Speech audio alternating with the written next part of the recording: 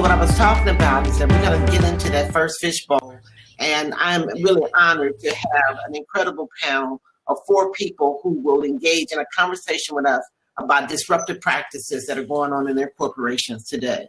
So to help me with this first conversation, I have Melonie Parker, who is Chief Diversity Officer for Google. I have Dave MacLeod, Chief Executive Officer for thoughtexchange.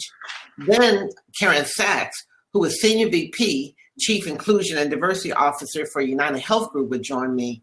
And then we'll round out our group of 4 with our renowned and beloved Forrest Harper, CEO of INROADS. So we ready, folks? Ready. Absolutely. Okay, well, I'll see you hear me because I went blank there for a minute. I can see you though. It's all good. So great, it's all good.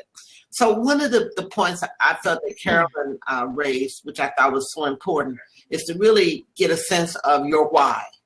You know, why do you, or why have you at this point in time, when our society is dealing with this racial reckoning, why have you chosen to really focus on this issue of really being disruptive in this diversity, equity, and inclusion space? So I wanted each of you to do your 60-second elevator speech and share with us your why. And then we're going to get into that question around what is your company doing that's disruptive. Why don't we start with Melonie? Melonie, what is your why? Thanks, Dr. Weaver. So I am the product of growing up in a small town in North Carolina. So as a little Black girl growing up in the South, I was taught that I had to be better, faster, smarter, just to compete at the same level. It never resonated with me that had to be like the why and the what. And so I've long been a champion of fairness and equity and diversity and inclusion. My parents marched with Dr. Martin Luther King, and one of my childhood friends growing up, his dad was one of the Greensboro 4 that sat at that Woolworth counter. And then, you know, I'm a proud graduate of Hampton University. And so all of those spaces and seeing just the excellence across Black people and other people of color just has really afforded me my entire lifetime of championing the rights of others. So Melonie, your why is in your DNA, it seems. My why is in my DNA. It's how I was groomed, born and raised. Okay, and a lot is going on in North Carolina this week, so. I'm on edge. I'm just waiting for the few percentage points to come across that line. So thanks so much. Absolutely. So we got to go to Karen. Karen, what's your why? Hi. Well, you know, I'm going to start with just saying that I'm so grateful because I'm at a place in my life and my career where my why is so clear and so aligned, and to live in that congruency is really a special place. My why, simply put, is to do good in this world, to use myself, my voice, my power, and my resources to help people. And in this case, to help companies achieve their best, highest order work. I have to say, I believe this is also in my DNA, my why, and my chosen profession, leading culture, inclusion, and diversity, I believe is informed by my life's work, my upbringing, how I was taught, and also my experiences that I've had traveling and working around the globe, where I've had a chance to see and experience firsthand diversity and how it plays out, and just the different cultures and different experiences that people have. And as far as the congruency goes, I'm going to take more than 60 seconds, and I apologize for that. But as the Chief Inclusion and Diversity Officer for a leading healthcare company, to Carolyn's point earlier, at UnitedHealth Group, honestly, it pushes me daily to fulfill my own why at scale in such a meaningful way. You know, we have seen something this year that I don't think any one of us could have anticipated, that a global pandemic and a national conversation on social and racial justice would intersect in the way that it has, and really in a startling way for so many people, highlight the disparities for communities of color, both through the pandemic and through how COVID is disproportionately impacting those communities. And, you know, we're based here in the Twin Cities, and George Floyd's killing was a wake-up call. So Karen, I'm going to ask you just to hold that a little bit, because I think that's part of the big disruptive move that your company I'm is holding, involved in. but that's my It's why. holding just a little bit, but with all that congruency, you got some more stuff that you built onto that. So thank you. But we're going to talk a little bit more about that. You bet. So Mr. MacLeod, Dave MacLeod, I understand you're up there in Canada. I am Dr. Weaver. I'm in Canada, and I also want to start with appreciation. I'm in British Columbia, not in Vancouver, but outside of British Columbia in a small mountain town. Okay. So tell us, Dave, what is your why? You're CEO of ThoughtExchange. What's your why? What drives you to focus on? So I think I have two things. So one, I resonated with Melonie's start is that I grew up in a small town. My parents were special education teachers. I grew up in a matriarchal house where my mom is a power figure.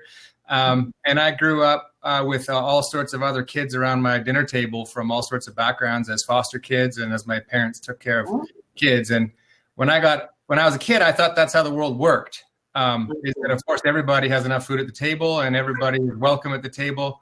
And then my name is Dave. I am 6'1". I'm a CEO, and I am hyper aware that there are currently 3 Black CEOs in the entire Fortune 500, and there are more CEOs named Dave than there are women in the Fortune 500. And so I'm named Dave. I'm also the average height at 6'1".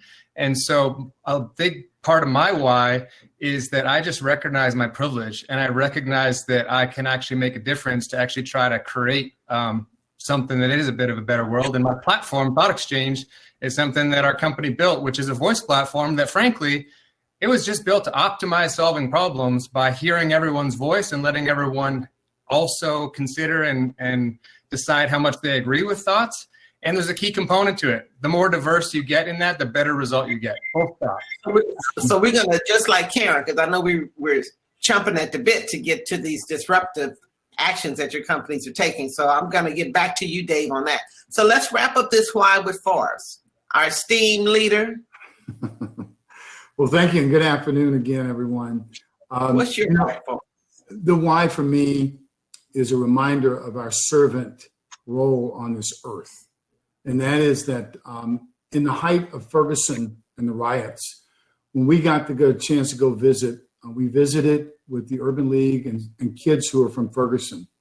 And as we were leaving that day to head back to the airport, a little boy about the age of 9 reached out and said, "Mr. Harper." I said, "You have a question?" He says, "No, just don't forget about us." So for me, the why is only one word. Don't forget about the marginalized. And that's why I'm here. And so for us, it's about building a pathway so that the whys don't be forgotten. And the little boy that asked the question. Well, we know all of your points, all of your whys were so motivating, because a lot of I wonder, particularly for diversity and equity inclusion practitioners, CEOs like Dave and Forrest, sometimes people assume that the why doesn't really matter. It's just a job. You go through the mechanics of the job. But we know that when your why is connected to the what you do and how you do it, it has so many much more profound impact. So let's talk about that. Melonie, share with us at Google, what's the disruptive practice that Google is involved in? And I know that I track your research and just all the incredibly good things you're doing. But what's one of your big disruptive practices? I'll tell you right now, we've been very transparent about our recommitment to racial equity. And if you think about the racial justice movement that we're in, not a moment, but a movement, we are called as corporations to take a stand for racial and social justice in a way we've never seen before in history. And I'm really proud of the way we at Google are leaning into that moment. And so we've made public commitment to more than double our Black Googler population. We have also made a commitment to increase our executive population by 30% over where we are today. And we have a whole work stream looking internally and externally so that we're giving money to Black founders, Black startups, really increasing the opportunity for those who traditionally don't have access and opportunity to have a sustainable path forward. So that's what we're continuing to do, to recommit, to be a leader and a learner at the same time. And I'm incredibly proud of our leadership who is standing right here with me, pushing. So, Melonie, what makes that disruptive? You know what makes that disruptive? Particularly with you out there in Silicon Valley, what's disruptive about what you just said? Well, I think what's disruptive is where I started. I've not seen before in history this call for companies to take such a stand for social justice and racial justice. We just have not seen it before. And if you look at the civil rights movement in the 60s, the one I told you my parents participated in, we didn't see companies leaning in or participating. And so that number one, and then leading across tech to take such a public stand. And I've seen other companies that have now, talked about the aspirational goals that they're setting once we came out front, really leading in that way. And we're learning too. Every day is a day for us to continue to get it right as well. So we're also learning from others. So you're a trendsetter. We are trendsetters. Yes, Yeah. we are, Dr. Beaver. Thank you for sharing that. And it does feel very disruptive if you think of all of the kind of criticisms people have had about the tech industry in Silicon Valley, the fact that y'all even talking about race and Google is stepping out there in such a bold way. That's right. Thank you for sharing that. Thank you. Karen, talk to us. I'm sorry. Karen, talk to us about your disruption, because you had a whole lot to say about your why. So what's a particular disruptive practice that your why is driving in UnitedHealth? Yeah. Well, my why. By the way, that's my insurer. So UnitedHealth Group is a leader in the healthcare industry, and we have 325,000 employees. So anything that we are setting out to do can have an impact at scale in a way that not many companies can achieve. And, we have a very long history of investing in diversity and equity in a lot of different ways, whether it's health equity, supplier diversity, workforce diversity, et cetera. So what's disruptive, I would say, is this year we've taken a look at all of those various efforts and we've tied them together. And we've created a systemic and holistic approach to this work that is guided by a North Star commitment that our CEO shared with us recently this summer. So UHG, this is what's disruptive. We are using our collective resources, our expertise, and our passion to its fullest to advance equity to the next level. And so part of that is it's a multi-year ambitious agenda with a significant investment designed to drive lasting and meaningful change and really tackling some of the most pressing and complex problems. So Karen, can you give us an idea of what that investment size is? You said it's pretty big. Well, I can tell you that we're defining everything at a granular level right now, but it's a 10-year investment that spans across the following very large commitments to address health equity in America, to develop a diverse UHG workforce globally, enabling a more diverse workforce for tomorrow in investing in youth and healthcare careers, and advancing equity through business processes, those that we lead internally and those that we lead in the industry.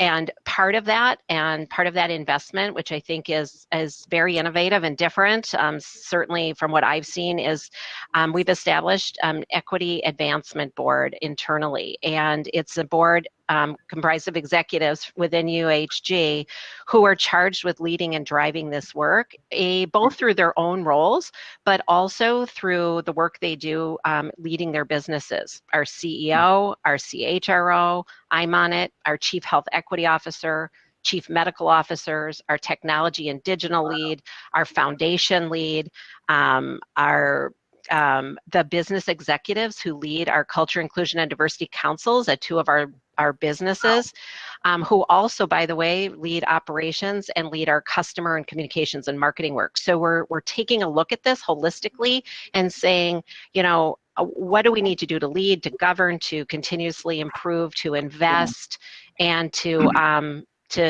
look at this systemically to make a difference. Well, part of what I hear you say that is really disruptive to me. I've been doing this work for 30 years in diversity and inclusion. And what I hear you say is that you're integrating, making the connections inside of your company and look at energy. Piece that I heard that I felt was really disruptive is that you're tying it to the business as well as tying it to the community and your people. So thank you for sharing that. Absolutely. Let's go down to Dave. Mr. Canada, Dave. Yeah. So you're CEO of your company. So tell me what you are requiring to be disruptive about exchange. I think there's two things. I want to tell this as fast as I can so I can. First of all, that's something important about thought exchange, and the whole idea of it is that people share their thoughts, and then other people consider and read those thoughts, but they don't know who shared them. They just get to decide how much they agree with them without knowing the color of the skin, their gender, anything about their ethnicity. So here's what's important about that. I'm going to tell you a very fast story about a superintendent in New York State who, after horrific school shootings in Florida, made a reaction to try to protect his students. And he went and hired some armed foot patrols to help serve his population. So this is what we need to do to react to this. And what happened is that after he did that, he sent out a conversation to his community that had everybody be able to participate. And his particular community is 10% African-American. In that conversation, people said what is maybe obvious to this group. You know what? I'm now officially afraid to send my child to school. I feel like if he gets in a fist fight, he might lose his life. This was a thought that was shared by a very few number of people, but it got rated by almost everybody who saw it extremely high. It actually got considered as the most important thought in an exchange. And that superintendent saw those kind of thoughts from the community, brought it to the mayor, brought it to the group and said, listen, we have to consider this. And I realized that I have been seeing through a lens of my bias and seeing through a lens of what I was, and I completely stepped over this. And the community stepped forward and said, yeah, actually, all you asked is, how do you feel about this? And he was able to then publicly apologize, remove that, and actually make a change from a voice of a few people that actually got acknowledged as really important. Just the notion of valuing people's thoughts, I think, is a disruptive idea. You know, that is such a big idea. And, you know, in the United States, we're going through this, who's going to be our president. And what's striking is that a lot of times we don't really understand or know what people are really thinking and feeling, you know, and sometimes what we assume is not really what is. And it sounds like your technology and approach is a way of creating some psychological safety on a large scale that allows people to put out there really what's bothering them in this diversity, inclusion, and equity space. I think that is great. So I'm going to move it on a little bit because we want to open it up and have our audience interact with you. And Forrest, what's the big disruption? And I know in INROADS you're disrupting all the time because you called me with disruptions at 7 o'clock in the morning. Disrupted ideas. So what's one of the disruptive practices of INROADS? I'll start with numbers. According to NACE, the National Association of Colleges and Employers, in 2019, there were 42,000 paid internships by the top 200 companies in America. Of that 42,000, 6% are African Americans and 4% are Hispanics. That is embarrassing for our nation. We know at least we should be doing what? Matching at least the population.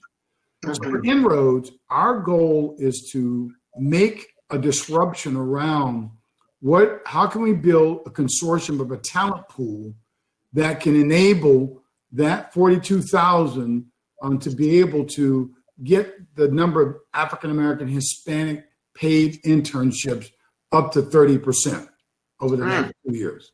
That's our disruption. We can't get there without corporations on the call today. And by the way, the ones that are on the call today, from Google to UnitedHealth Group to Procter & Gamble, all have already made the pledge. So the rest of it is just, action. So our big idea is let's crack the ceiling and create a new level of penetration of paid internships in America. Why? Because they lead to creating wealth in the middle class. Right, and we know from the work we do in terms of how can we support our client partners in creating these diversity pipelines is that they rarely even look at new hires or potential candidates that haven't had internships. Right. And so the role that you're playing is as significant, even more important than that role we're celebrating this week. So I want to really commend you on that big ideal of cracking that up, bringing that number up to 30%. That is a big disruption. and as you said, will really build wealth in our society. And So let's open it up. I think that corporate America is showing it. I think Melanie said it right. It's the first time that they've leaned in that I'm aware of, and I've been in corporate America for 30 years. So thanks for the leaning in. I appreciate it, and let's continue to lean in together. Okay. Well, I know we started off a little bumpy with some of our technology, so I'm trying to kind of compress our schedule just a little bit here. And so what I like for our audience to do is to send us some of your questions through the chat. And as you're sending us the questions, I'd like to invite some of our other panelists, because we have 4 more, to share whatever they would like to share in a lightning rod kind of rod of commentary, to share with us what they might be doing that's disruptive in their companies. So let me introduce who that team is. We got Barron Witherspoon, Senior Vice President of Procter & Gamble and driving Take on Race. We also have Kristin Hooper, Polycultural Consulting Lead, Burson, Cohn, and Wolfe. Where's Kristin? Okay, there, Kristin, thank you. Corie Paulding, did you get Corie? And then Rachel Cheeks-Givan. Rachel, can you join us? So as we're trying to find Corie and Rachel, Kristin or Barron, do you have anything you'd like to add in terms of what's the disruptive practice that your company is currently doing that you want to share? Okay, Rachel, we see you. Sure, I can take that and add a few. Okay, and I think they're really important, because I think it's really true that this is the first time, and I cut my teeth in research and strategy. That's where I grew up. It's the first time that corporations are leaning in. And I think that the table was actually set a little over a year ago when the BRT talked about an era of stakeholder capitalism, not just shareholder capitalism, right? And from that, then we had the insertion of everything that happened following countless murders, and one that happened to be caught on videotape that was undeniable, where the world said we need to actually grapple with systemic racial injustice, right? And we did a survey. We actually ran our own poll at BCW, and we learned that the reality is that most Americans want to see something happen on this issue. And they don't just want to see it in general, they want and expect it from the brands and corporations that they are going to vote with their wallet, so to speak, around. They want to see us get it right internally, and they want to see us get it right externally. And what we experienced at BCW was an onslaught of calls into the unit that I lead, where we were both working internally and externally, right, with our clients, to make sure that once you say, hey, we're going to make a difference, we have a commitment, we stand with the Black community, we stand against racial injustice, that you have a plan, that you're going to stay a part of it, that you're going to make sure that the actions that you take in the future, internally and externally, are proving that you're not just talking that talk, you're walking that walk. And I think sorry, go ahead. Then how does that show up in terms of disruptive practice that your firm is doing? Oh, completely. So I think it's 2 things. One, what it leads us to is a road where we make sure that the cobbler's children have shoes as well, right? So we're not just helping our clients on this journey, we're checking ourselves. And our Chief Inclusion Officer, Carol Watson, is doing a phenomenal job of challenging not just our agency, but our holding company, and then others across the industry, to make sure that we show up in a great way internally in terms of the programs that we have, the way that we're rethinking those systems that we talked about earlier. There are plenty of roles that really support you coming into this industry that require you to work for free or very little, right? That's not going to work for a lot of families. So how do we change the systems of how we come into and grow up in this industry? But then also, representation matters intensely. When I think about my soror, Senator Kamala Harris, right, running to be the VP of the United States of America, that representation that little girls who look like me see and feel is important and life-changing. Brands and companies need to show up in that same diverse and inclusive way when they put together marketing campaigns, advertising campaigns, when we go out to earned media, even making sure we diversify the media we go to, because then more people can feel valued, seen, and heard. Well, thank you so much, Kristin, for that. Absolutely. I'm going to move on to Barron Witherspoon. So tell me what Procter & Gamble is doing that you consider disruptive. And I have to divulge that I started my career in Procter & Gamble, and Barron was just a pup when I was there. He was just starting out. And he had a lot of attitude. Thank you, Dr. Weaver. And carrot. When I first met him, and it still continues now. He's senior VP. So what is P&G doing as Disruptive, Barron? Well, thank you, Dr. Weaver. And it's true that we have known each other for a long time. The question is a great one. And I think that with respect to Procter & Gamble, we've been at this for quite some time. And I think we've adopted the mindset that we have to disrupt. We can no longer do the things that are comfortable and cozy for us to do as a company. And it really stems for us from a real belief that as the world's largest advertiser, and indeed as the nation's largest advertiser, we have a huge voice. And that voice has to be raised simultaneously. We must be both a force for growth and a force for good at the same time. And this is what is leading us to all of the activity system that I think most people in the audience will be at least in part familiar with. But you see us leaning into conversations around race, conversations around gender equality, et cetera, with a very, very aggressive posture. And we take a lot of heat for that. For example, a lot of heat. What do you mean by that? A lot of heat. Did I freeze back? Today, it was called The Choice.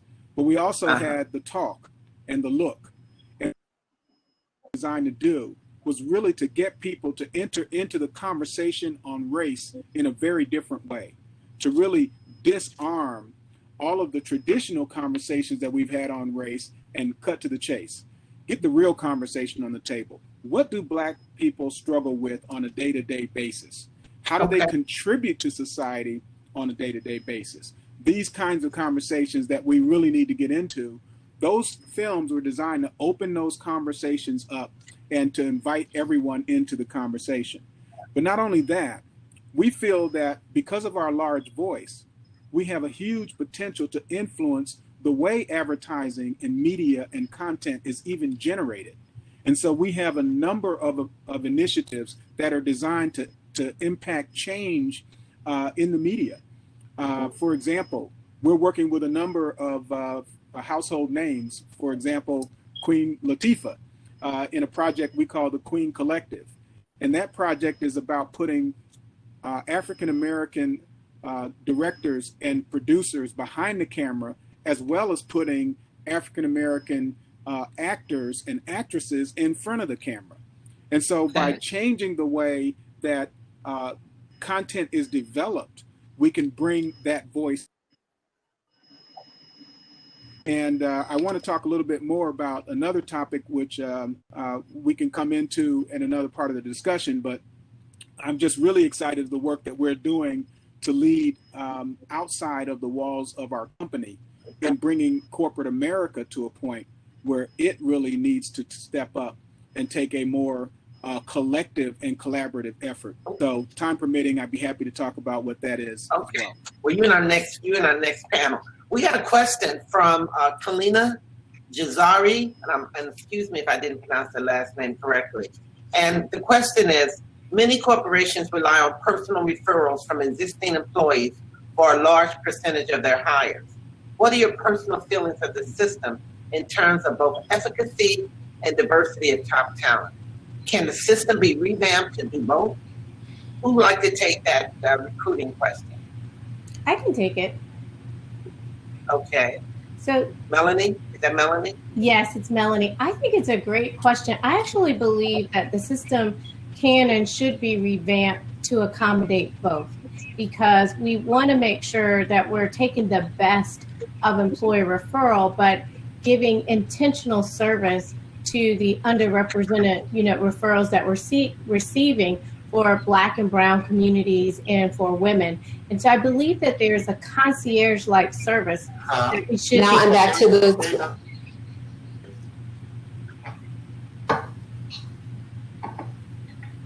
Okay, try it again, Melonie. Okay, I was just going to add, I believe that we should be incorporating more of a concierge-like service for the referrals that we're receiving that really give boost and add to our Black and Brown representation and women across these companies. So I think we also need to be very intentional about how we recognize and reward our employees for helping us find talent. Because typically, if you're socializing or networking, you know people who are similar to yourselves or who have skills and competencies that would be of interest to the companies that you work in. So I think it's a great avenue. We just have to use it better to the point that you're making.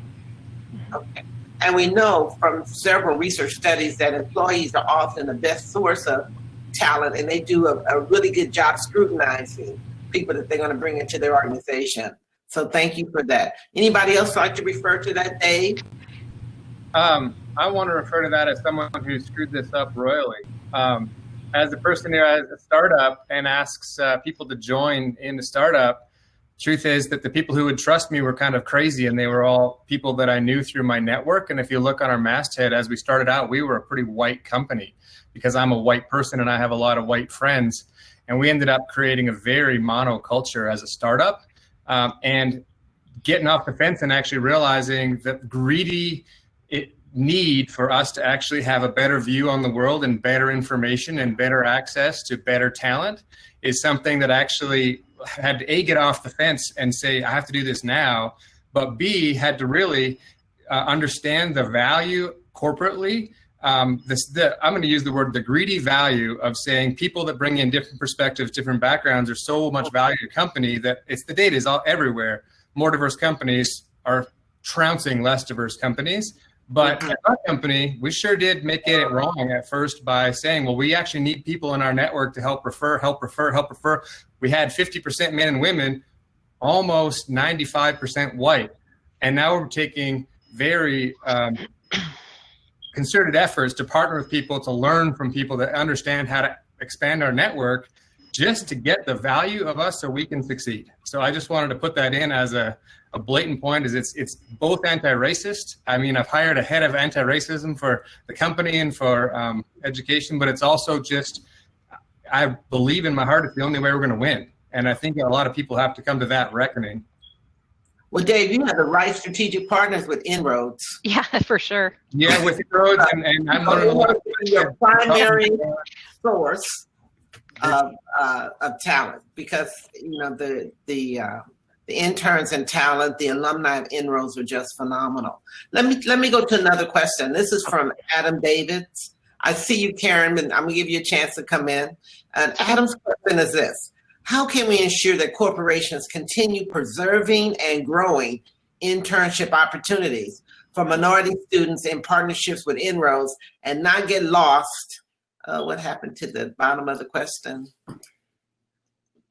Okay, let me see. Okay, well, not get lost amidst the many other avenues for contributing to racial justice. Thank you. So, who wants to take that question?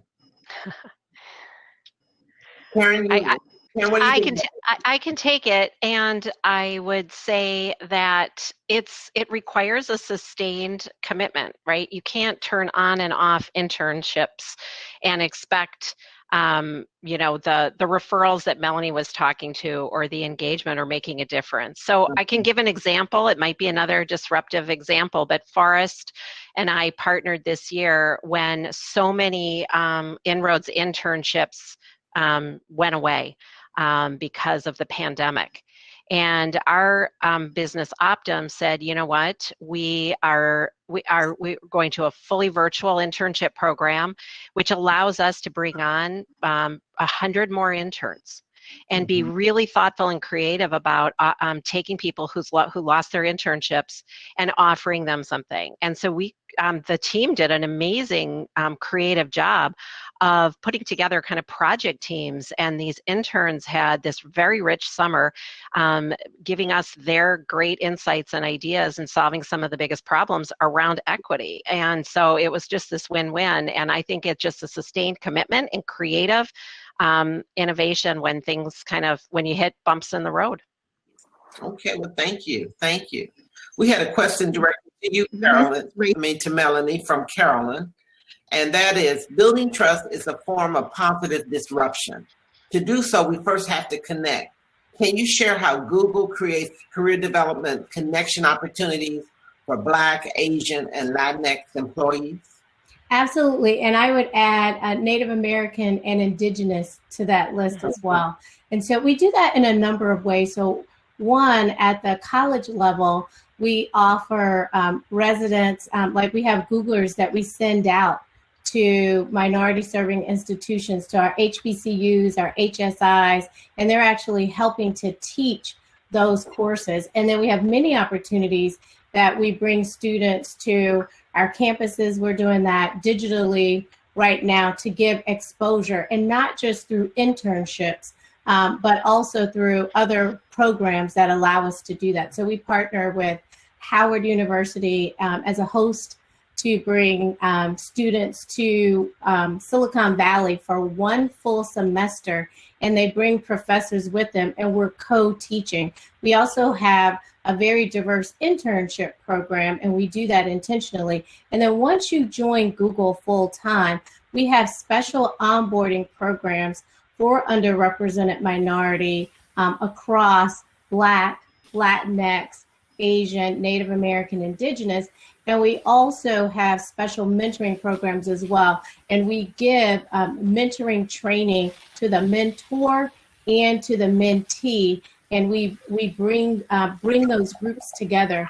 We also have other sponsorship and mentoring programs as well. And so we recognize that we have to have equity, not just equality. So we're using data to inform how we reach and tap into each of those populations and communities so that we're customizing to fit the need. And I just want to say, we use our employee resource groups as well to really curate and create community where it may not naturally exist. And so we have 16 employee resource groups, about 35,000 of our Google employees participate, and we're assigning buddies through that program as well. Okay. Well, we're going to go start making this transition to our second panel. But I wanted you to know, Karen, that we've gotten several chats that says that's a very dynamic pivot to the pandemic and internship loss of what you were doing. Kudos for you.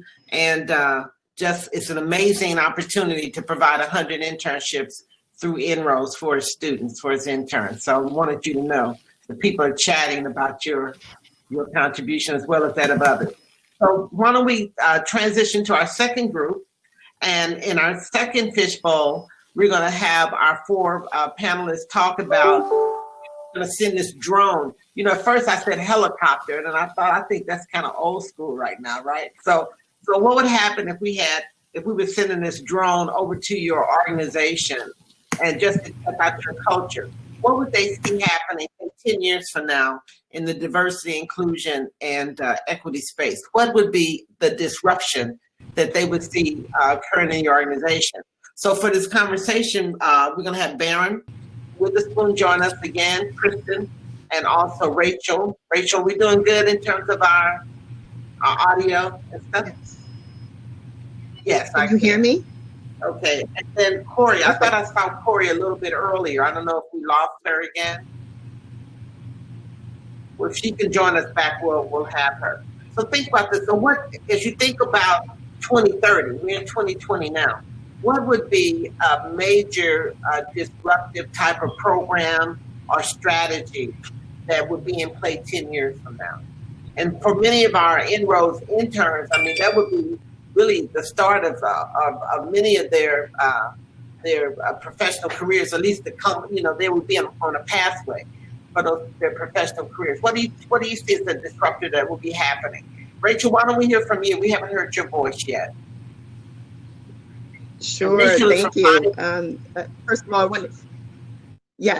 First of all, I want to say congratulations to INROADS on your anniversary, and Vanessa, thank you for moderating this panel. And it is such a great question when you think about the future, and there's a couple of things that come to my mind. One of them, as you know, we're in a healthcare business, and as a healthcare company, one of the things that we want to do is close healthcare disparities.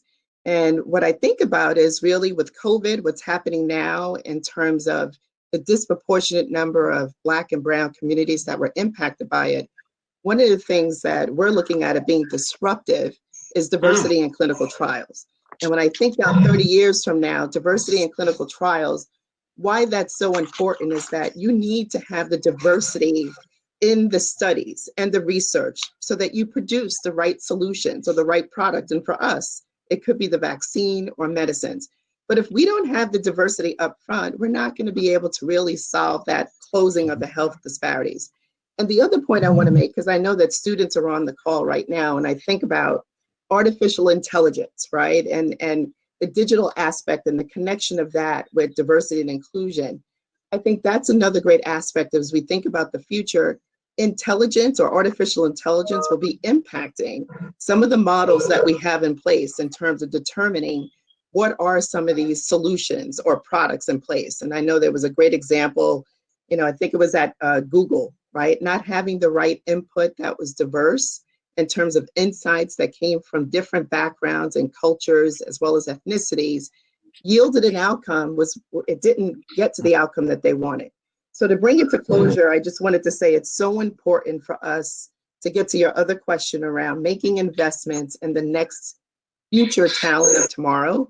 Even our investment of $1 million recently with INROADS, what we really want is to have those future students be at the table and really be those scientists that are there, right, on the forefront, to really be the doctors that are there in the medicines, really conducting that research. But more importantly, when we think about diversity in clinical trials, I want to make sure that I'm seeing someone that I trust, as you know, that there's someone that's a trusted partner. And the only way that we're going to get there is making sure that we are building that talent pipeline of the future so that they are actually right there on the front line and people can see that we see themselves in terms of when they want to make Rachel, those kind of Pfizer decisions. is putting their money where their commitment is, right?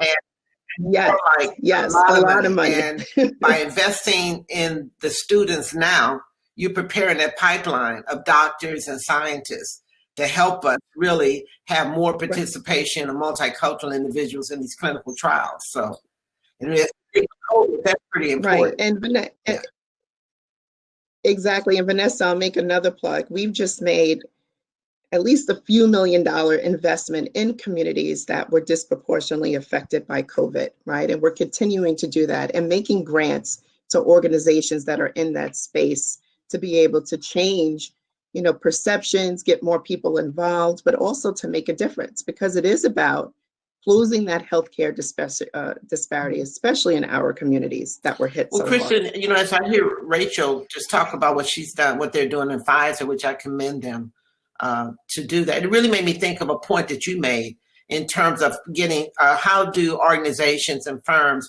get clear about what is the investment they need to make, not only internally, but externally in the communities in which in the marketplaces in which they operate, in the communities in which their people live.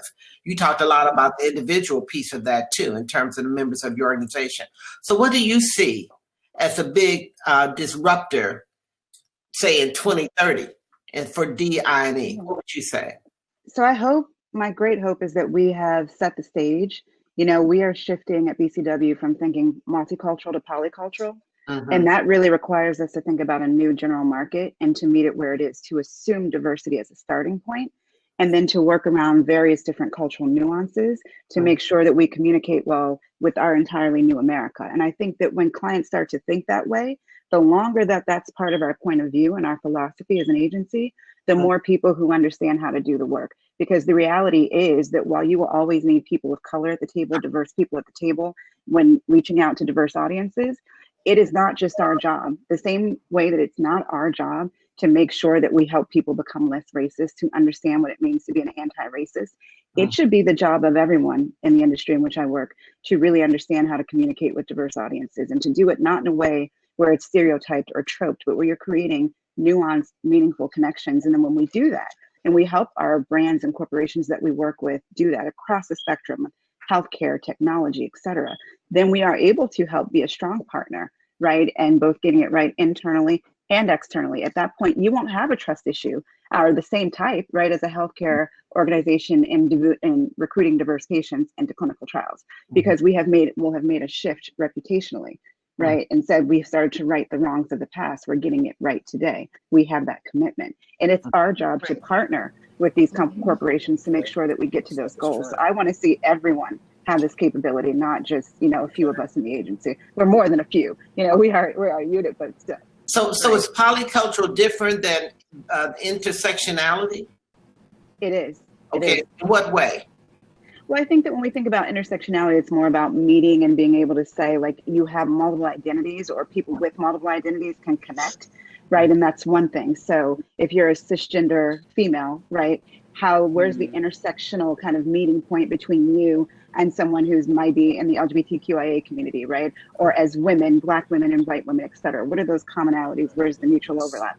When we think about polycultural, it's not just about being able to have multiple cultural identities. It's about the blurring that takes place and cultural sharing. So I might wake up, though I didn't, participate in Eastern culture growing up, and meditate and participate in that now. But then also we have a big model with multiple dimensions of culture inside of status, zeitgeist, and heritage, so that we make sure that when we're communicating, we never treat a diverse audience, if that's the point, not the new general market, but speaking directly to Black women, I will never treat them as a monolith. I've never put out a campaign, and we won't, where we say that all Black women are the same. Instead, we pull out their unique, differentiated, powerful stories and speak to them in a meaningful way. We increase that representation, but we also increase that resonance. Okay. Well, thank you for that. I'm thinking, and just not trying to be political, but the big debate on the type of choices that the Latinx community made for particular candidates. And, I heard a lot of conversation around organizations and politicians and companies making the right investment to really understand the polycultural nature of even the Latinx community. If they had your services, they probably would figure out a good strategy to do that. Absolutely. And, the Latinx population is in no way, shape, or form a monolith. Right? Yes. In any way, whether you talk about nationality originally, right?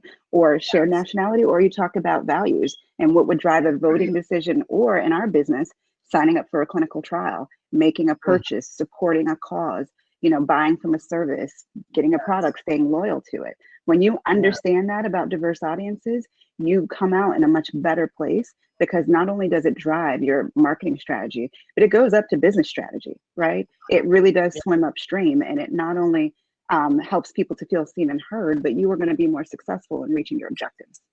So 10 years from now, if companies really get the point that you're making, understanding the nuances of culture and just how it kind of transcends multiple levels and multiple layers, they will be just much more productive in their businesses, much more successful. Absolutely. Well, let me ask Barron. Barron, I don't see you here. Can you hear us? Okay, so he'll. Vanessa, I see Barron. Vanessa, could I add one more thing while we're waiting on Barron? Let me ask. We have Corie here. Rachel, if I can say hello. Oh, she is. Oh, go right ahead. I know she's been coming in and out. How are you doing, Corie? I am well. I apologize for my technical difficulties. It's one of those days, believe me. It was perfect yesterday, perfect this morning, this afternoon, it kind of decided to have temper tantrums. So, but Corie, one of the questions we're asking, and then Rachel, I'll get back to you, so don't forget your point. Corie, one of the questions I wanted to ask you is that as you think about diversity, inclusion, and equity in 2030, what do you think would be a big disruptor that would really be a game changer for diversity, inclusion, equity? What would you see? Yeah, so the latest demographics put 2030 as the generation of Generation Alpha. And the profile for that population is going to be more diverse in ways that we are not currently seeing, which makes sense. This will be a generation that is from a smaller family, because our population growth is declining. They will be making more, will have more debt. They will have earlier caregiving responsibilities. They are likely to be LGBTQ plus, very committed to environmental causes, and have really high expectations that the organizations that they serve are going to be committed not just to internal inclusion and diversity internally, but that they are leadership externally and within their communities. I'm hoping you're hearing me. Yes. And so Gen Alpha is going to continue what is happening right now, which is 2020 has come in like no other year. Yes. And created a platform that we've been discussing all day about not just racial justice, but environmental justice, social justice, many causes that we're not going to be let off the hook on. Mm-hmm. We have walked down a road as organizations saying that we hear you. We're going to talk about this authentically. We want to hear your voice. We want to understand, and we're going to make certain commitments. And we're not going to be able to turn our backs on that, nor should we. Mm-hmm. And I think that sense of expectation and accountability will be something that in 2030, people will be wanting at that point to see the results, the fruits of all the promises that we're making, rightfully so, this year and for the years to come. Well, the last thing I'll mention is... No, go on. I'm sorry, go on. Yeah, you may have been starting to ask about my organization. Well, one of the things I'm reflecting on is a conversation that I had with my 15-year-old this week on the day before the election. She said to me that she was afraid. She's 15 years old, and she was afraid of the day after a presidential election. In her short lifetime, born in 2005, she has a fear that I, at almost 50, don't have. So in her lifetime, and in this year, this awakening that so many people have had, we are in a space where our younger people are concerned. Mm-hmm. They are seeing things that we didn't see so front and center. And we got to deal with that reality. What does that say about where we are?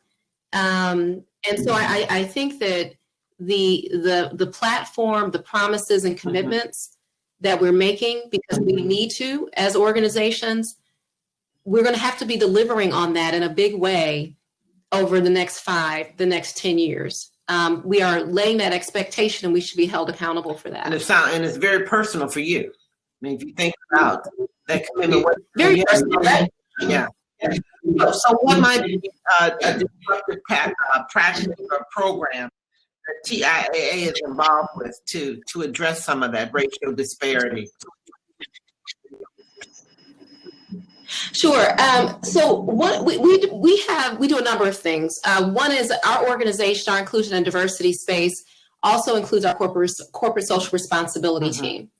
And so we look at IND both internally, externally, and in the broader community from a volunteerism standpoint, from a philanthropic standpoint, environmental sustainability, all of that kind of goes together. What we're doing, I would say, to disrupt right now is we have launched a platform called Be the Change that is multifaceted. And it is premised on this idea that we get to talk, and we want people to talk very authentically about what's happening at work and outside of work. And one of the things that I think has come from these platforms, including a series that we call Real Talks. This is a forum where we intentionally talk about difficult topics like, what does defund the police mean? Real Talks meaning respectfully engage / listen, learn. So Real Talks. We create these platforms for people to talk about the range of perspectives on these difficult issues, because we know that people can't leave it at the door when they turn on the Zoom in the morning. And so we're talking about the things that we didn't used to talk about. We're talking, what does Black Lives Matter mean, and why can't some people understand that? What the import of that is. And so, your organization, what's been the benefit of that? Yeah, so a few things, and I'll give you some actual measurements. So we've gotten a reaction from our Black and Brown community, measured through our engagement surveys and other indicators. We are seeing record engagement. And, engagement then corresponds to productivity, right. Retention, ambassadorship, and so forth. Our Black and Brown community right now in 2020, despite everything that's happened, are the most engaged population. They are exceeding the enterprise benchmark above all other demographic cuts. And we've never seen that before.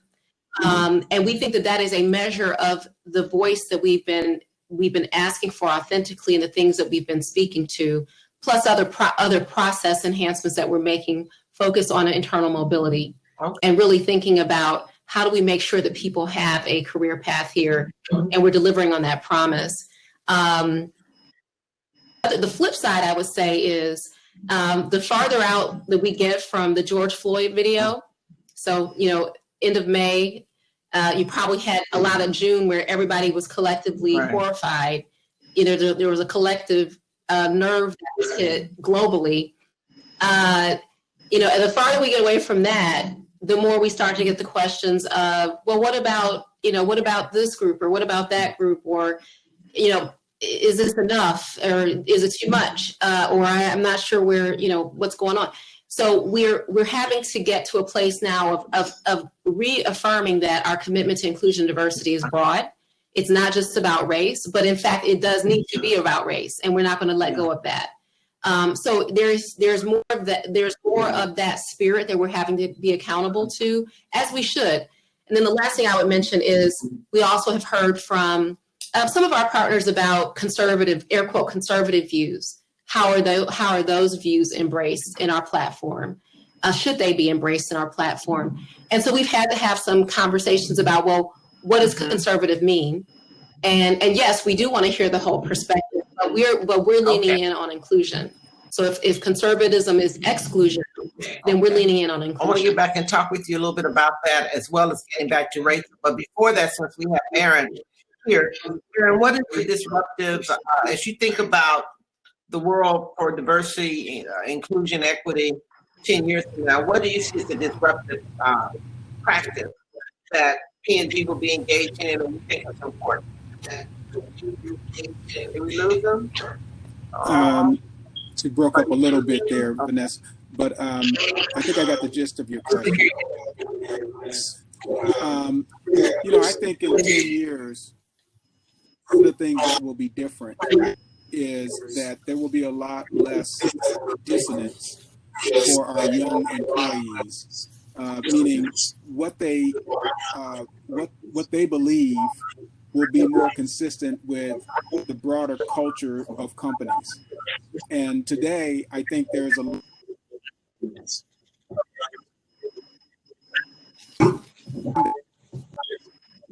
but as they enter the companies, they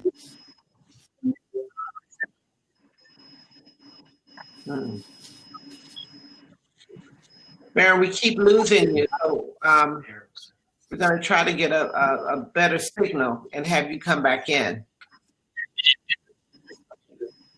So while we're trying to reconnect with you, Barron, hold that thought.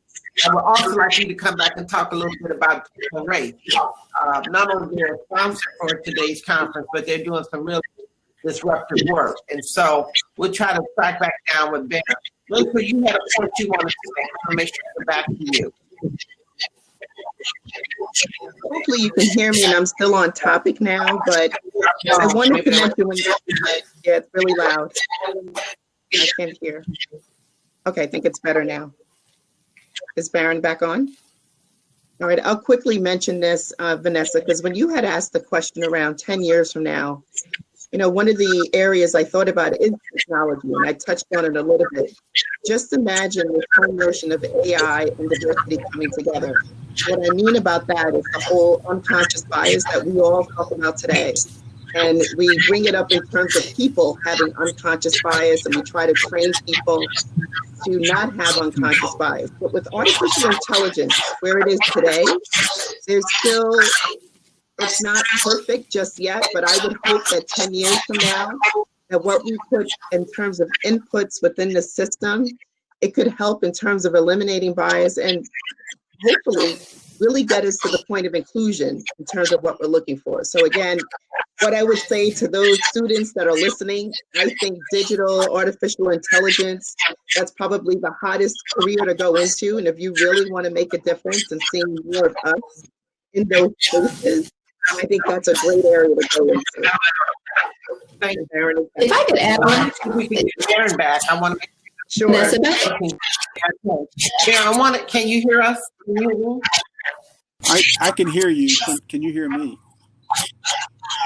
Yes, we have a lot of static coming from. I think someone needs to mute because there's a lot of Yeah, background. can we mute our lines? Oh, that might have done it. Okay.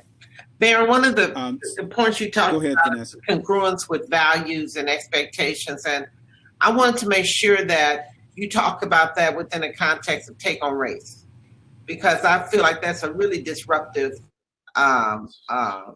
program that's going on. It's more than a program, it's a movement that's occurring now that has, that's going to morph into other implications 10 years from now. Can you talk to us a little bit about Take on Race and what that's about and what you're doing? Yes, thanks very much for the question. Take on Race is, as you indicate, really a movement. It's a movement for corporate America to really band together and define the role that corporate America really has to play in bringing about a change or advancing racial equity. And we've been at this now for a year and a half or so, and I must say I'm encouraged with where we are. We have laid out a definition for where corporations need to play. There's 6 different domain areas where we believe that all companies can play. And we have moved into a phase of our work where we're talking about how to demonstrate that specific role. And this is exciting because what we're learning is that it has the potential to change the way companies engage in the work of social change. So, for example, today, when a social issue arises, what do companies do? Companies go, they retreat, they get into a room, and they quickly figure out what's going to be their unique response. In some cases, they put out a statement. That statement may be more or less robust, but they'll put out a statement, and then they may also then come with some action that they want to do in the community. But what they almost always do is talk about action that the individual company wants to do by themselves, proprietary programs. And what Take on Race is exploring is, can we do things differently when it comes to driving social change? Can we actually collaborate and bring scaled responses to the problems that we want to face? And so I'll just give you one example that's very active with our group right now. We call it 1 million connected devices now. Everyone's talking about the digital divide. And many people are aware that the digital divide is affecting households of color in really, really disparate ways, particularly the young children who are in school. As these stay-at-home orders are coming forward and the kids have to go back home from school, many people are realizing that the kids don't have computers or they don't have reliable Wi-Fi access. Now, the companies that are in the digital divide supply chain are keenly aware of this problem and have been working on the problem.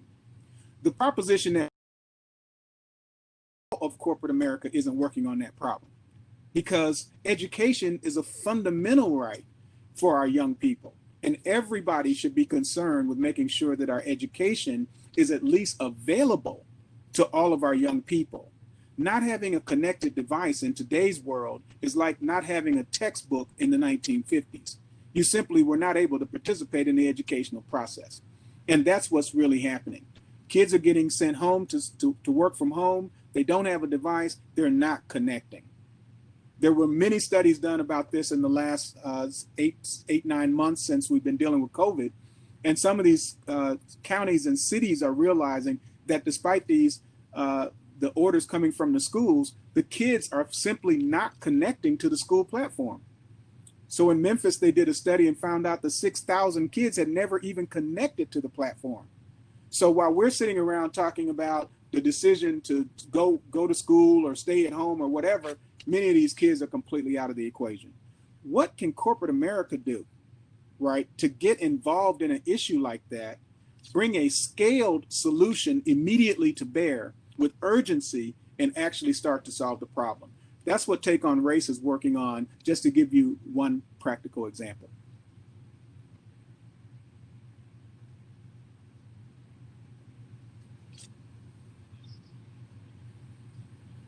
Vanessa, you're muted.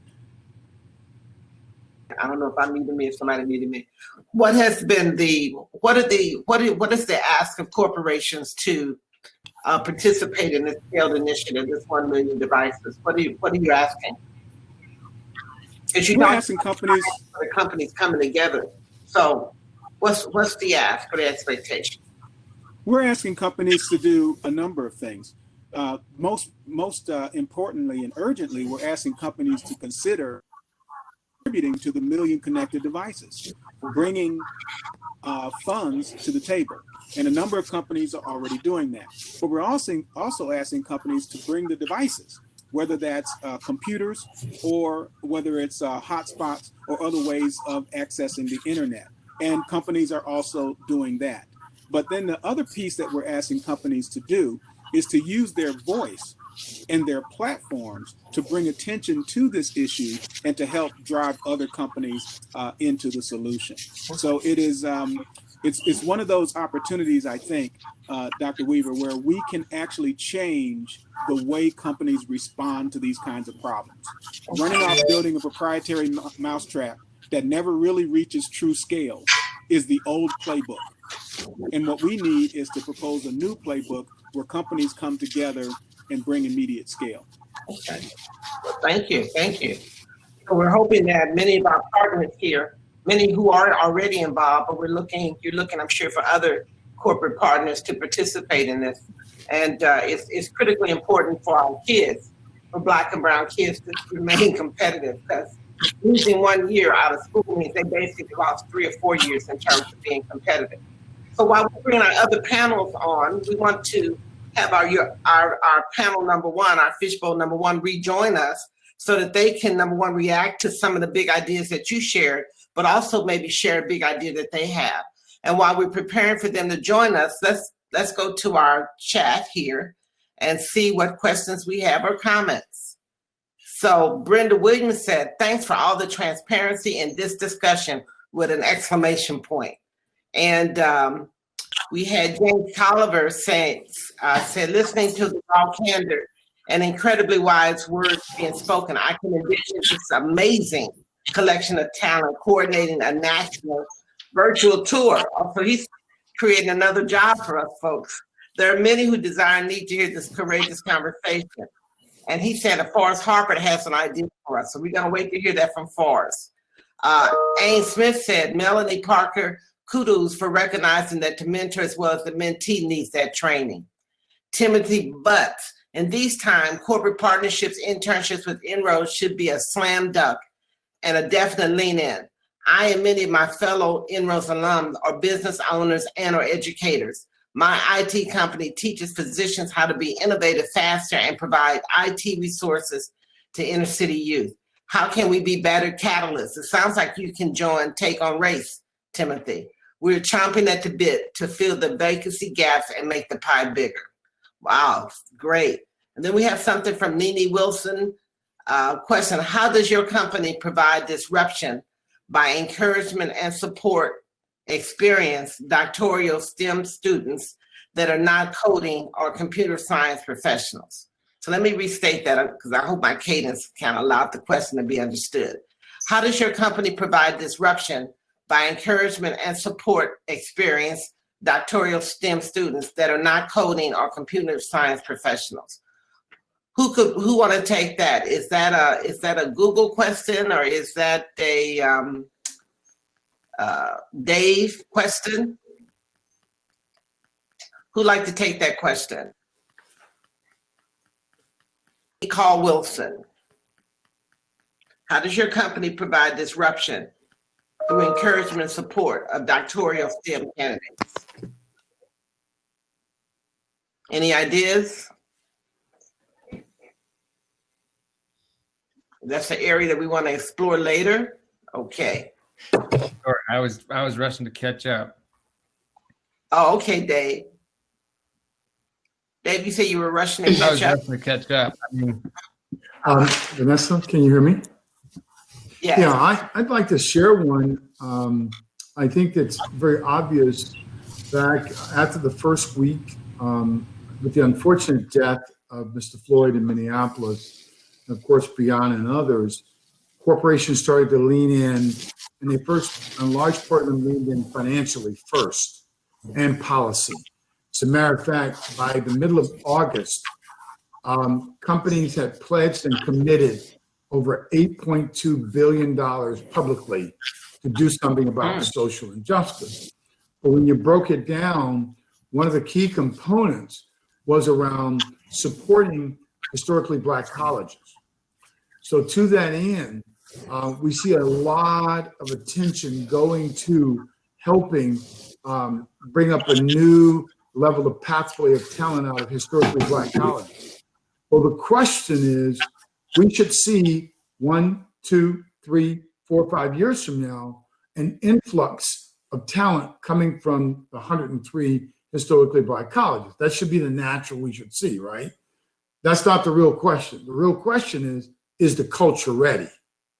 Is the corporate culture ready for an influx of disruption of talent coming from unusual schools that they never had experiences from?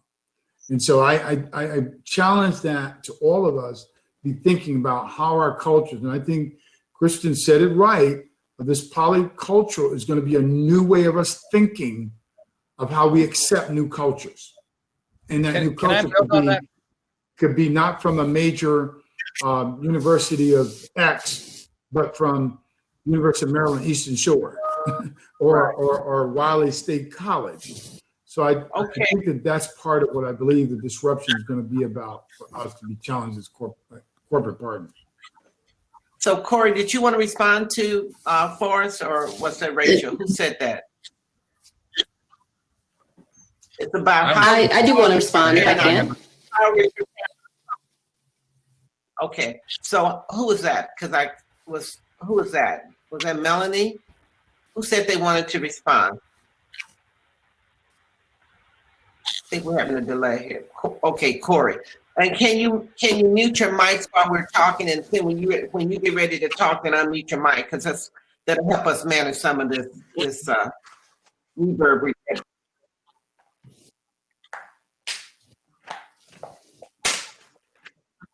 Yeah. So I would say we're stepping up to the. I would say that we're stepping up to the challenge now at TIAA. Our TA team has taken huge. Challenging our leaders to say, look far and wide for your talent. Don't look in the normal circles. Alumni associations and every area to make sure that they have these lists of schools that are not ones that have been our go-to. I would also say that we are staying true to the representations that we talent. There was some discussion about internships and the commitments that corporations are making to them or not. We're really proud that this summer we held true to our internship program by bringing over 200 interns from a variety of schools, including a number of HBCUs, to our organization virtually.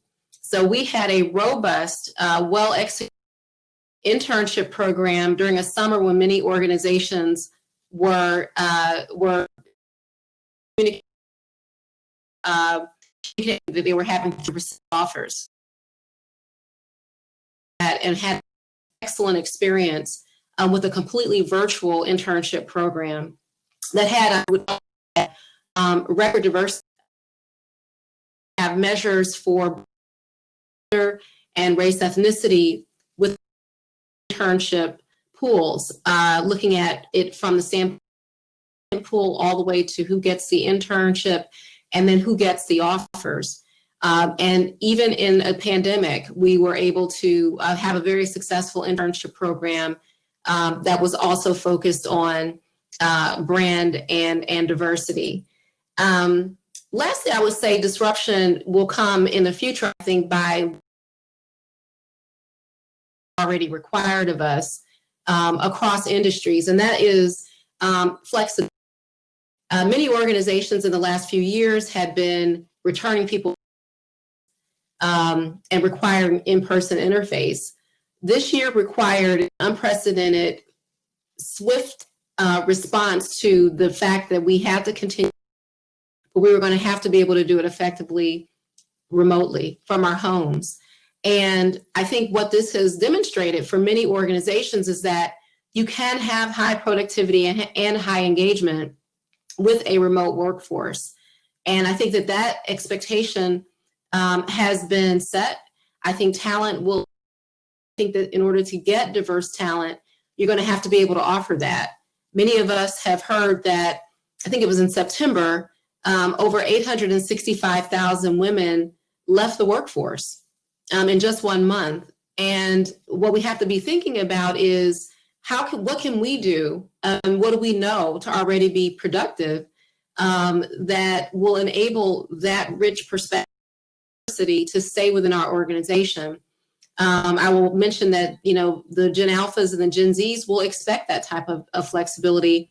As we're calling radical flexibility, is going to be a huge disruptor. Yep. Radical flexibility. Hey, Vanessa, can I just compliment Corie on her comment about the concentration on mixing the culture with the schools by calling out Melonie and Google. 4 years ago, they disrupted, but didn't yell about it. They sent their engineers to spend a year on the campuses of HBCUs. And I think that's the kind of, I'm going to flip it again. I'm going to steal Kristin's term, is polycultural. Let's get the culture to go to the other culture, okay? If we're going to get the culture ready, why not take a move like what Google did on the campus of Howard and, of course, the greatest HBCU, Morgan State. But no biases there. But the bottom line is they did it. They flipped it. And I think that's a disruption in itself. And I think if we see more of that leaning in, I think we'll begin to get the culture ready, like Corie said, and make some bold moves. Just a thought. Okay, well, I want to go to the chat because we promised to involve our audience.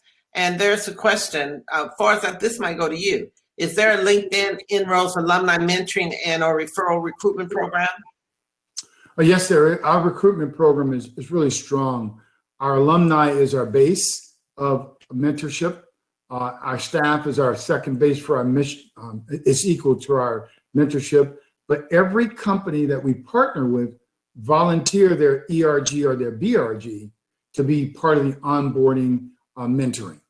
And then last but not least, we think this will be the #1 capability for retention going forward for all intake of interns in the future. So that's why we're partnering with MentorSpace, which is a tech-driven focus around how we do group mentoring these days. All right. All right. Rachel, I think this is a question to you from Sylvia Ruiz, and that is, how can you earn the trust of diverse community to participate in health trials given historic injustice? That's a great question, Sylvia. That is the challenge that we have from what has happened in history. And it's going to take a lot in terms of building partnerships with key organizations that are out there. And it goes back to my original point of making sure that you see people who look like you. So organizations that we know that can help us in getting the right message out there, having key messages so that people can, hear that and feel comfortable about it. But it's definitely something that we're fully aware of. And I just think it really comes down to the messaging, reaching out to those that are in the communities and getting their insights about it and making sure that, what we put out there recently, we hear a lot about the vaccine, that we're making sure that we are true to our value, right? That what we say about this, as an employee or as a colleague, I want to make sure too that I can tell my family and friends that yes, what we're doing, this vaccine, it's right. So we just want to make sure that it comes down to the messaging and having, get to the right partners that can get that message out there. So thank you, Sylvia, for that. Okay, we had another question from C. Hudson, and her question is, will most jobs be tech related? Will brick and mortar schools be around in masses? Tech guys that I know study on their own periodically to keep their current or gain new certifications and do not set foot in a classroom. So let me ask Melonie, are you anticipating that most jobs in the future will be tech related?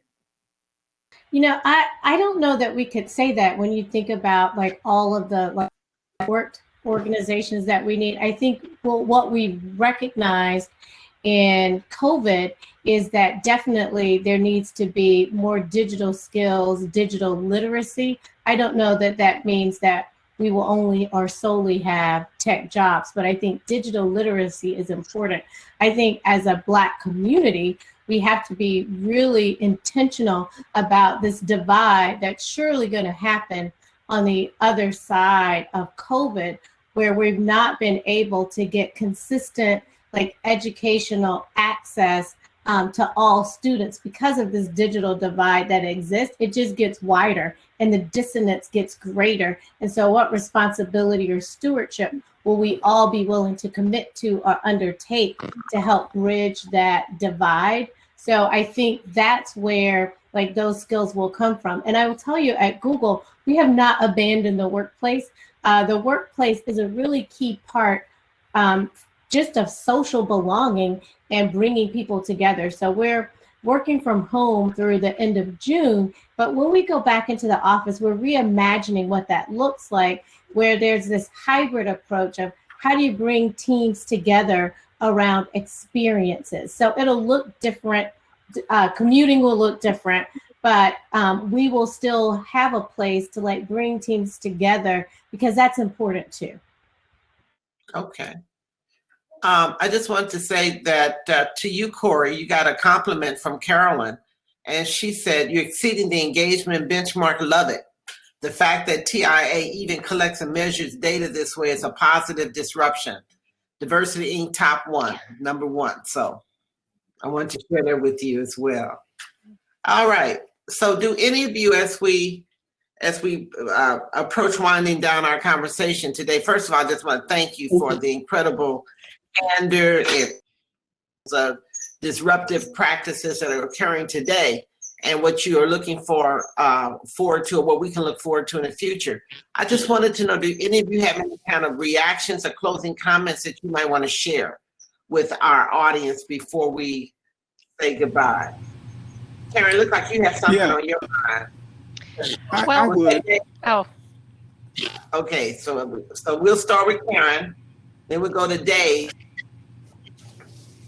So Karen, we want to get it in a lightning. I can, the one thing that strikes me, there's so many themes that all of us have been discussing today, and a couple that I just wanted to underscore that I think are so essential for future success. And one is the data conversation. And I think that what we're seeing in every single field, the importance of data to help inform the work that we need to do. And so whether that's Corie's ability to really hone in on who's engaged and who isn't, and where do you have the gaps. That's data analytics in human resources by looking at an employee experience. We were able to hone in on zip codes that were most impacted by COVID in Black and Brown communities and launch our program called Stop COVID there to bring testing and wraparound education and other services with community partners. That's my second theme that I really wanted to underscore is those of us working together here, Barron, with your amazing work with Take on Race, and realizing that this isn't necessarily a competitive advantage. This is something that corporations can lead when we partner with one another, with community organizations, with other corporations, with INROADS, et cetera. And I mean, that just amplifies and magnifies our ability to make an impact. And so those are the two points that I really wanted to underscore, that we have to continue those partnerships to make change. Okay, thank you. What about you, Dave? What's your couple comments. One, Carolyn said something important around creating a culture of activating a culture of transparency. I thought that was a really interesting statement. And then that also related to what I was hearing about the real talks and the ability for people to actually converse with one another and learn from one another. So I just wanted to underscore what I heard in that, and then also what I've experienced. I'm going to share one story of I would call it a painful but important conversation where I was on an all male all white call, and I talked about white privilege and the fact that we have it. And I had someone call me kind of pissed off and said, listen, you don't know where I come from. You don't know my background. You can't say that I have white privilege. And I said, thank you so much for calling and saying that. And you just don't understand that you could have the worst upbringing in the world, but the color of your skin and your gender gives you privilege. And he said, damn, I actually never thought of it like that before. But I was able to be like a conduit in a hard conversation, and I've got some training about how to be able to sit in that and not get pissed off at him and actually have that and drive that level of conversation. And it was an ignorant, stupid comment that made me just want to react really poorly. But actually, he thought, I never actually thought of it that way, which is shocking and sad, and at the same time provides a little bit of hope, I think, and that there's a lot of power in conversation. And I also want to take the liberty of just saying one blatant thing, which is there is a really simple math equation, which is that if you get a group of people together to guess the weight of an animal, and they're all guessing the weight, and then you average their guesses across, the person, the expert that knows animals will get outperformed by the group if they all guess, right? But if you get a group of people that really know that animal, that bunch of ranchers that are experts on that animal, and they all guess, you average, you get a pretty good response. But here's the kicker. If you get a whole bunch of people and they all guess the weight of that animal, and then you average across them, and some of them know nothing about animals, some of them are experts, some of them are everything, you actually outperform mathematically the guess of the people that say they know a lot about animals, because bias is removed mathematically. The reason I tell you that story is that I think organizations have to be greedy to actually have a broadened perspective, to just remove their biases, because it will mathematically improve their performance. And that is something that everyone has to understand. That's the power of conversation, is being able to access, like in real talks, perspectives that'll actually make you move forward. So thanks for having me part of the panel. And I just so appreciate being a part of INROADS and working and learning from people like Harold. Thanks. Well, we appreciate you being here with us and being part of our conversation. Let me go to Barron next in terms of some closing comments and reflections. Yes. Well, thank you so much. I think, first of all, I want to thank everyone on the panel. It's been wonderful to participate on this panel and to hear the comments of so many great leaders who are out affecting change in their organizations and in the community. One thing that struck me is there is a positive tension between the collective impact that organizations want to make and the need to really disaggregate some of this data. And one of the things that has come really clear to us at Procter & Gamble is that there is a power in having these conversations on race or on gender be specific and being unapologetic in our conversation about race, and not feeling though we need to apologize to everyone else because we want to have a conversation on race. And I think we got to get better at that. And that's something that all of us should really strive to emulate. The other thing, and really kind of the final point I want to make, is really that I heard a lot of purpose in the comments of our panelists. Many of us are moving in this space because it's a part of our actual purpose. And it's not just the job that we happen to find ourselves in, but it's our real purpose on the planet. And so that is a very, very powerful thing. And I just want to encourage all of the members of the panel and everybody that, even our young inroaders who are listening, to really get in touch with your purpose and move inside your purpose, because that's where we have the greatest collective power. So thanks so much for having me. I really appreciate it. Well, thank you. Thank you so much. I think I saw Corie. Were you raising your finger, Corie, to respond? I am. I don't know if it's something magical I do when I raise my finger and we lose people. Yep. Anybody? Yes, Melonie. okay. Wanted to Sure, say if we thank have you. a moment, Was that Corie? Okay, yes, let's go with I you, did Melonie. want to add a final thought. Okay. You're on, Corie. Okay, Thank you. So I wanted to add on to the comments about purpose and about possibility. So Dave and Barron's points respectively, to really think about this conversation where we find ourselves nationally. I think that one of the things that we're going to have to do in our space as we talk about inclusion is recognize that while we talk about a sort of unconscious behavior, one of the realities that we're facing is that some of this behavior is in fact intentional and in terms of its bias. And so I think we are getting to a space where, yes, we have to think about the things and this sort of the more qualitative, subjective things, but we're also going to have to really be unapologetic about tackling behaviors that just simply are not inclusive. So it's yes, it's about bias, but bias actually lets people off the hook. It's assuming that they don't really know what their behavior is doing or the effect that it's having.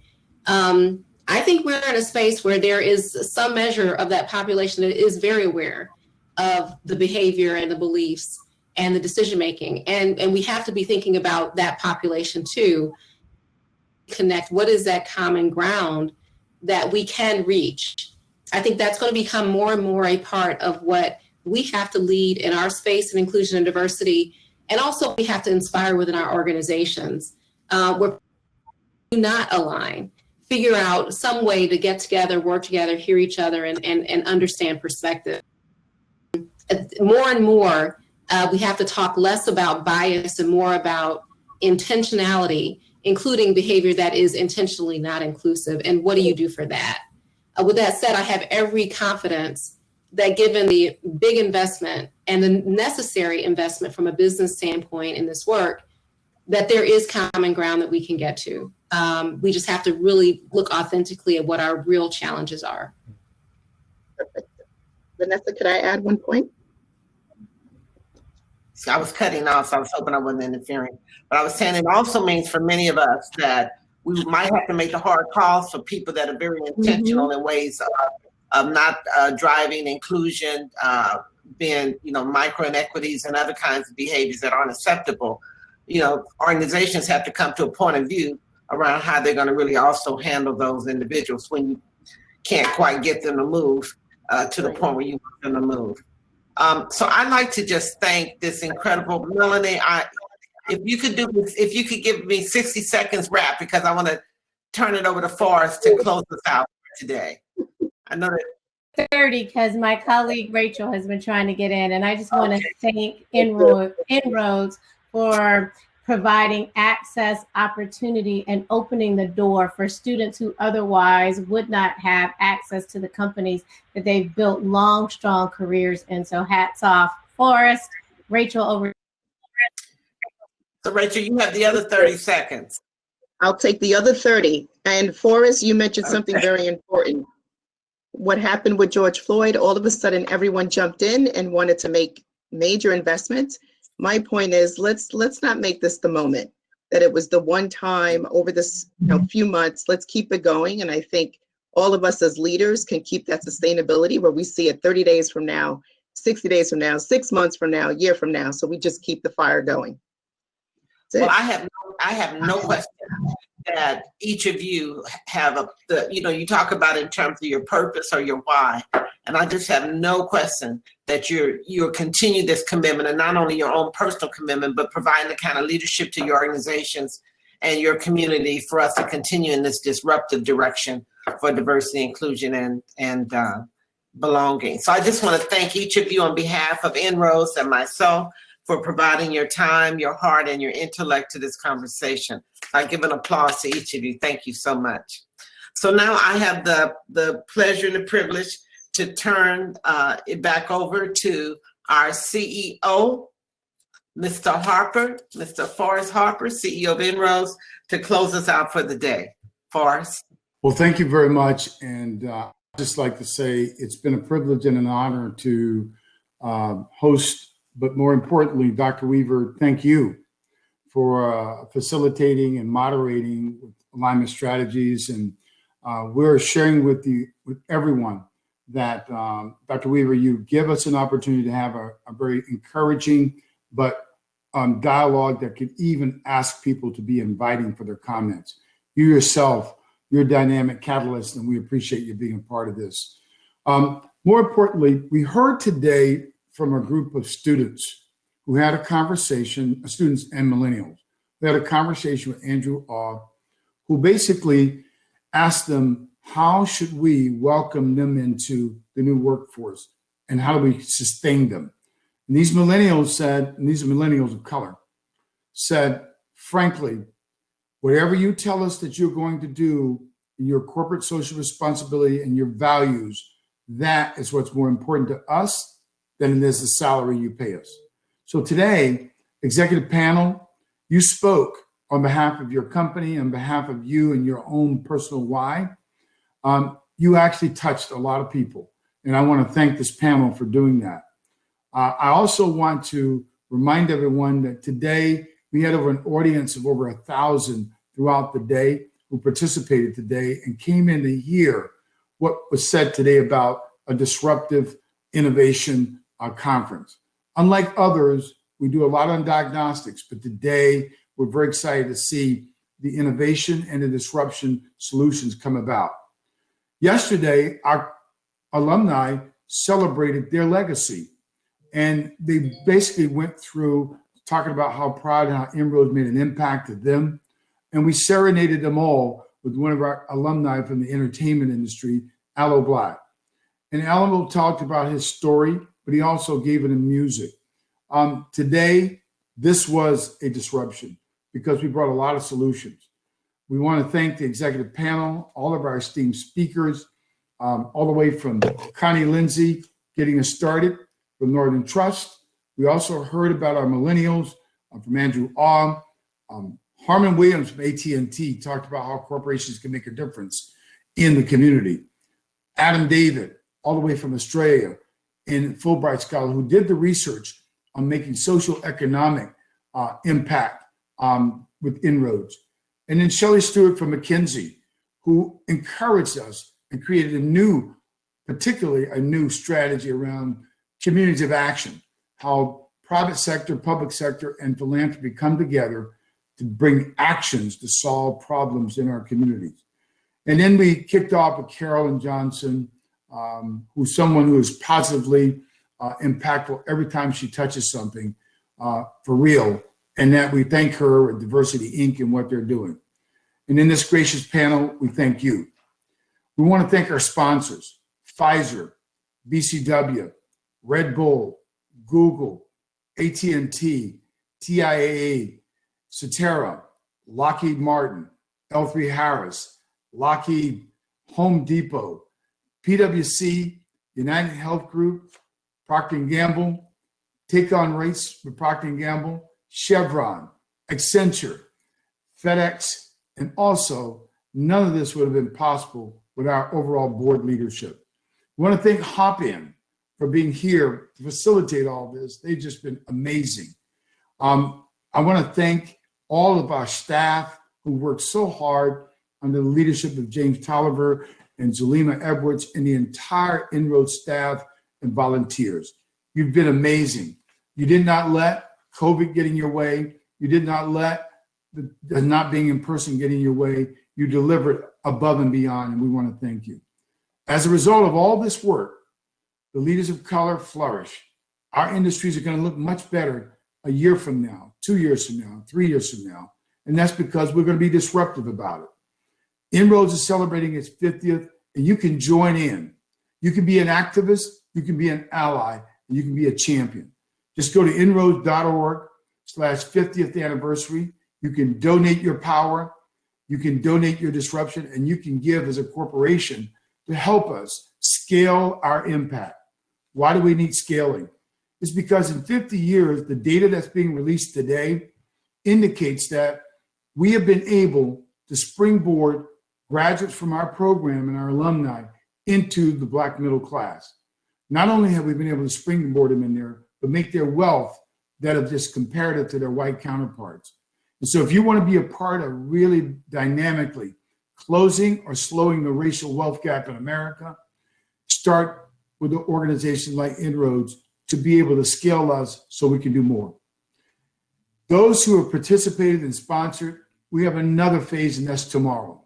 We're going to help expose talent and expose companies that are in search for talent. And that is our Career Expo connects with corporate opportunities to talented emerging leaders that you've seen today and you'll see around INROADS. I can't wait to experience the fruit of this work. And in closing, finally, I invite all of us to pause and reflect on the power of the community you're part of. For more than 50 years, INROADS, a family of a culture and a legacy for tomorrow, has broken down the barriers that help kid talented and underrepresented talent from not just sitting on the sidelines, but playing on the field. In doing so, we have increased the presence of Black and Latino and other minorities in the C-suite as executives. We've also increased the number of entrepreneurs out there and busy and being successful. We've helped lead our alumni to new financial realities, which in turn impacts America's racial wealth gap.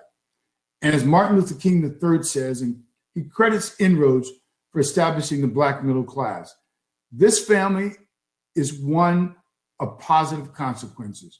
We thank the Carr family, our founder, and we look forward for another bold 50 years of legacy. Thank you for joining us today, and we appreciate all the things you've done to help us be successful.